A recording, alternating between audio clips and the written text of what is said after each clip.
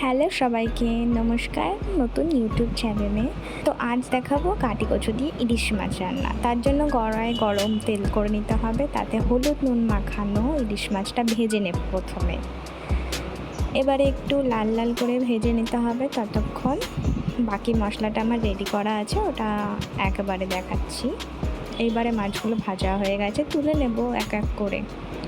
এরপরে ওই তেলেই কালো জিরে আর কাঁচা লঙ্কা আর লঙ্কার গুঁড়ো, জিরের গুঁড়ো আর হলুদ দিয়ে এটাকে বানিয়ে নিয়েছিলাম, এটা দিয়ে দেবো ওই তেলের মধ্যেই। আর ওর মধ্যে একটু জল দিয়ে কষিয়ে নেব।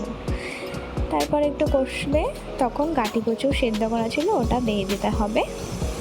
তারপরে পরিমাণ মতন জল দিতে হবে সেদ্ধ হওয়ার অনুযায়ী।